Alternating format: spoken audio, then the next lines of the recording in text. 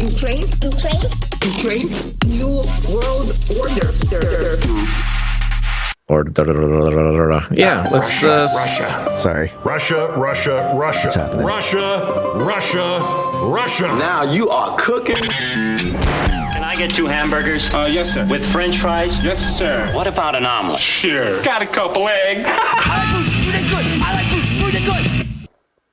Yeah, and another sort of strange, twisty-turvy, piece of rhetoric and reporting where, of course, we've heard from the mouth of Joe Biden that he is propagating food shortages, and that's their goal. TheGuardian.com here is reporting U.S. accuses Russia of weaponizing food in Ukraine crisis and holding global supplies hostage. Again, it's the Putin price hike. It's whether it's inflation or the baby formula or just food in general. It's all Putin's fault. The United States has accused Russia of holding the world's food supply hostage amid growing fears of famine in developing countries. As a former Russian president warned that the Kremlin would not release vital grain shipments without an end to Western sanctions. Yeah, so it's his fault, not our fault for sanctioning him. It's his fault for not liking the sanctions.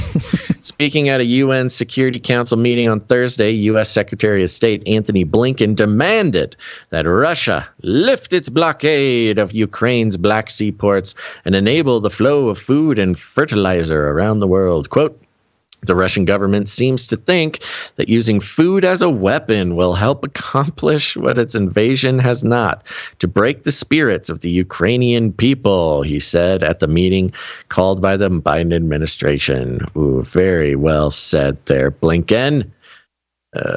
We can cut off food shipments to Russia, but when Russia cuts it off to us, that's not cool. Quote, the food supply for millions of Ukrainians and millions more around the world has quite literally been held hostage by the Russian military, he added. Blinken called on Russia to, quote, stop threatening to withhold food and fertilizer exports from countries that criticize your war of aggression.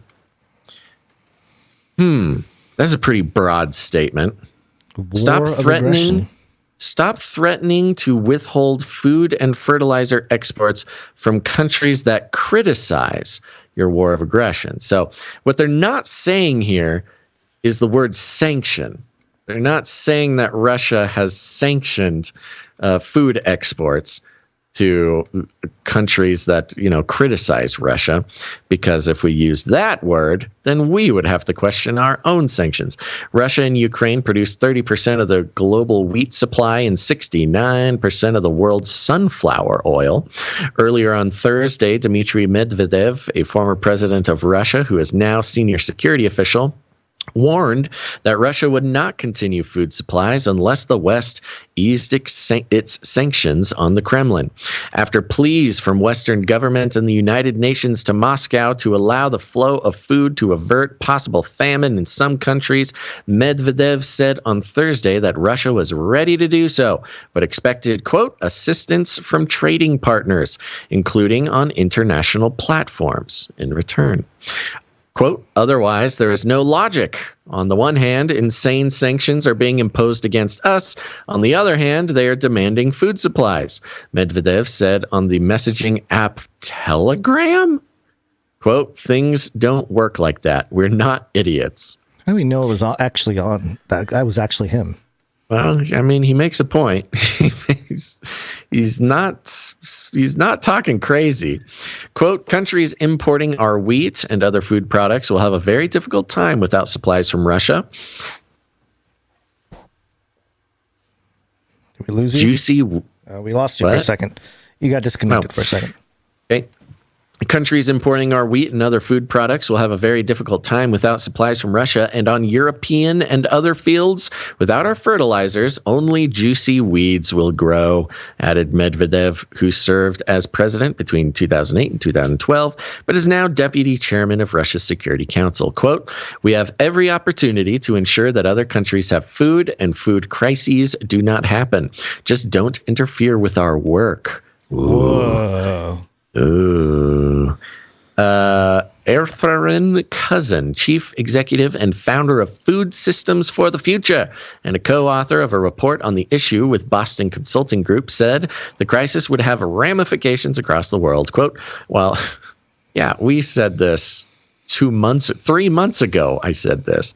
Quote, while this crisis will impact all of us around the world in significant ways, low-income economies risk devastation and potential unrest, she said. Quote, we're not just talking about the poorest of the poor who are already suffering from hunger. We're also talking about people who could recently afford a loaf of bread for their families and who now will be unable to do so. The demand to have sanctions on Russian economy lifted could intensify Western efforts to supply Ukraine with weapons it needs to be able to challenge Russia's naval blockade. Ukraine has already sunk Russia's flagship battle cruiser Moskva, but its military would need more sophisticated missiles in order to force the Russian Black Sea Fleet to back off. Ooh, some real naval operations here, Gons. Mm-hmm. According to the report by Reuters, the White House is working on such a plan. Oh, good. Great. More missiles. 3 U.S. officials and 2 congressional sources said 2 types of powerful anti-ship missiles were in active consideration for either direct shipment to Ukraine or via transfer from a European ally that has the missiles, Reuters reported on Thursday. That was yesterday. The plans are tempered by concerns that supplying Ukraine with the latest anti-ship weaponry would intensify the conflict. Yeah. Meow, meow, meow. We get it. Then it gives some numbers. Yeah, so the takeaway is the same thing as the coming in, that Russia is to blame for everything. That's right. Well, and more than anything, of course, we know Russia is to blame for everything. That would be simply unpatriotic to not admit, Gons. But the fact of the matter is that when Biden says that he is ready to disseminate food shortages, he means it. He means it quite literally. Because as much as they like to blame everything on Putin, Putin's price hike, Putin's inflation, Putin's food shortage, whatever, every single step of the way, it is something provoked and caused by the Biden administration's actions in Ukraine. And piggybacking on that real quick, I'm going to skip around, Basil, from the list, but let me just go here to abcnews.go.com. Russian opposition group pushing U.S. to sanction next tier of Putin enablers. Do more. Sanction more. We need that level up sound effect, or the mushroom sound effect from Mario or something where you get big. It's like the next level, man. Top members of Russian opposition leader Alexei Navalny. Is that how you say it? I said it wrong Navalny. Before. No, Alexei Navalny. Navalny's team are pressing U.S. officials to pursue sanctions against 6,000 Russians, who they say are among the next tier of those enabling Russian Vladimir Putin and the invasion of Ukraine. Members of Navalny's Anti-Corruption Foundation met Thursday with staff from the Senate Foreign Affairs Committee and the Senate Intelligence Committee, as well as officials with the Department of Justice and the Treasury Department. The group's executive director, Vladimir Asherkov, told ABC News. Navalny... Okay, sorry. Yeah, do they explain who Navalny is in this whole thing? Kind of, yeah. Okay. Navalny has been held in a Russian jail since January of 2021, while his anti-corruption foundation is based outside of Russia. Thursday's meetings were part of a 4-day trip to push the U.S. to take action against thousands of Putin supporters who Asherkov said are outside of the super-rich multi-billionaire class and who still have time to decide what they want the future of Russia to look like. Quote, "It's a lot of officials, not necessarily at the top, but the next tier," Asherkov said. Let me just finish here. Quote, "The average age for them is 45 years old, so they still have a life after Putin," he said. Quote, "And they have to think hard about where they stand on this war and on Putin's regime." Asherkov said the 6,000 names have already been made public, which, quote, "creates for them motivation to step away and distance themselves from Putin's regime." Quote, "And that's what we want to achieve," Asherkov said. Among the Justice Department's officials, the group met with wait, hold on. Among the Justice Department officials the group met with were members of the department's Klepto Capture Task Force, which was formed in March to target the assets of Russian oligarchs. And this is this Navalny is the key to the whole thing, and it's very interesting that they don't say very much about him. So Navalny was this sort of rebellious figure in Putin's regime, not in the regime, but in Putin's Russia rather.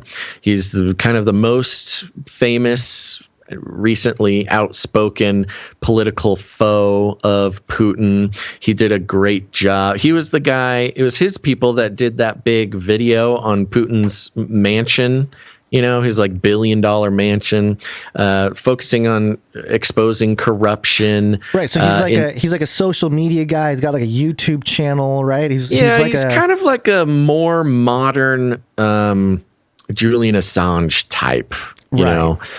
And he was sort of 6 exiled. million YouTube subscribers. Yeah, he's very popular. He's an insanely popular fella, especially in Russia and the surrounding area.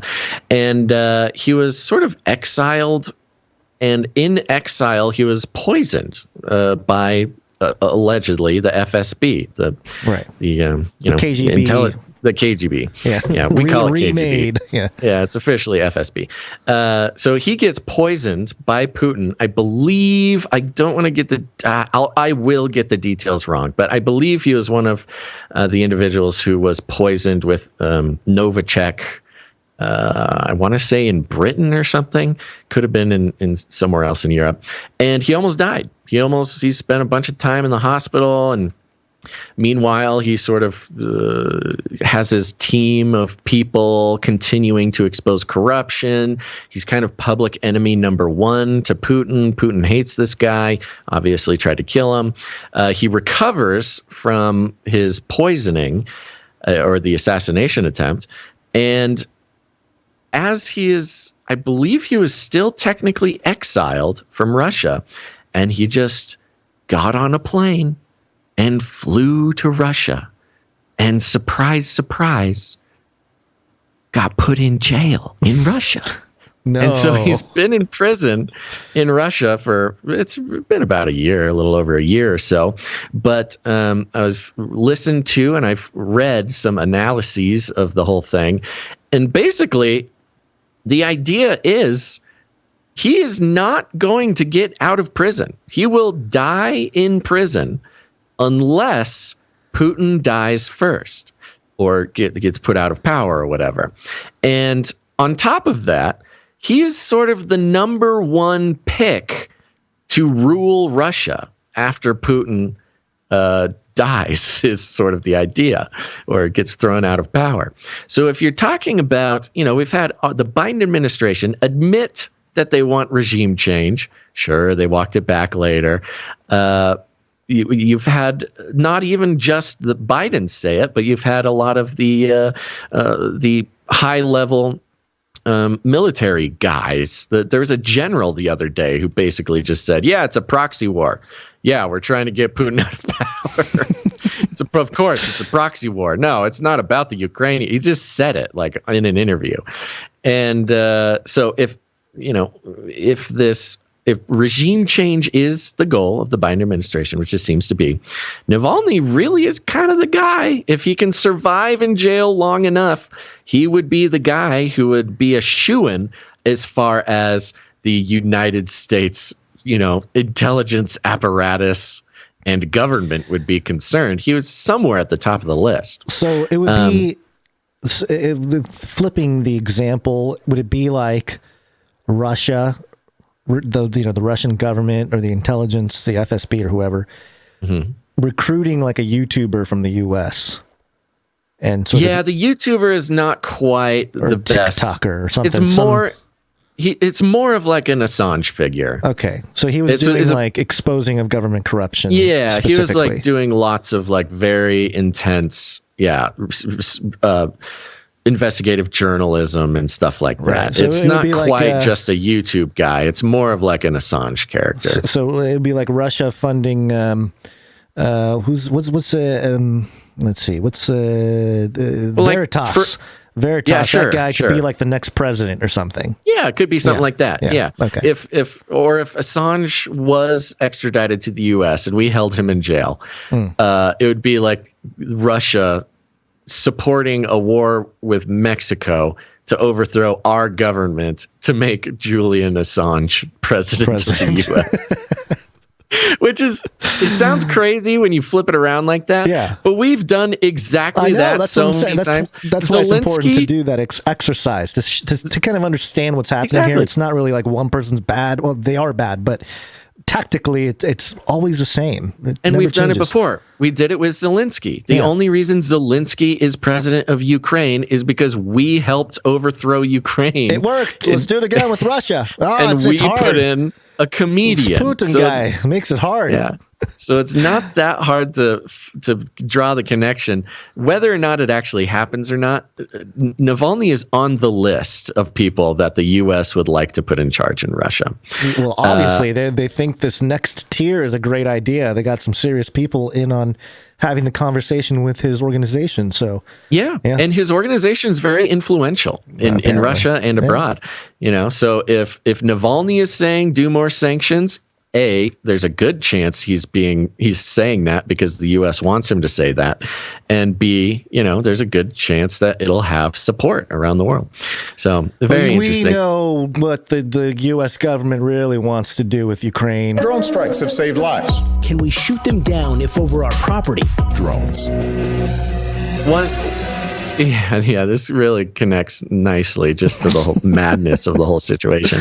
TheIntercept.com, Glenn Greenwald's former employer, and actually he was a former founder, quote, article titled, Military Industrial Complex is itching to send hunter-killer drones to Ukraine. Yay! After failing to convince the Biden administration to ship NATO fighter jets to Ukraine, the military-industrial complex is now trying to coax the White House into sending what are essentially unmanned fighter jets to counter Russia's invasion. This is like literally what Trump wanted to do, except he wanted to paint a Chinese flag on the drone. Kyiv reportedly met with the major defense contractor General Atomics about obtaining the hunter-killer MQ-9 Reaper drone armed with Hellfire missiles, which the United States has infamously used in botched airstrikes that killed and maimed civilians in Afghanistan, Somalia, and other countries around the world. The company and Kyiv's allies in Washington are appealing to policymakers to greenlight the export. Despite the high risk of escalation, there's that word again, guns, that could turn the devastating war nuclear. And another mention of nuclear. All we really need, nuclear. Here you go, chat. All we really need is for them to mention a monkey in this article, and it wraps up the whole episode. Everything's coming together. Take retired Air Force Lieutenant General David Deptula, dean of the influential and General Atomics-funded Mitchell Institute for Aerospace Studies, who penned an op-ed in Forbes advocating for the U.S. to give Ukraine Reapers in March before Kyiv's interest was publicly known. He blasted skeptics who voiced concerns about offering Poland's MiG-29 fighter jets to Ukraine, saying they're, quote, being cowed by Putin, the Russian president. That's exactly right. You're carrying water for Putin if you don't want the American military-industrial complex to send hunter-killer Reaper drones. Yeah. We got to sell these weapons. Which makes nothing but sense because, of course, this entire thing is about making money for the military-industrial complex. And then it kind of just talks about more drones, just a big, long article about drones. So I don't think we need to go too much more into it. But when you hear that, we're afraid to send missiles to Ukraine because it might escalate, you're going to send way more than just anti-ship missiles. And yes, it will escalate. And yes, the nuclear option. That is the whole plan. That's the whole plan. That's the whole point. Thank you for understanding the purpose of this whole thing. Yeah.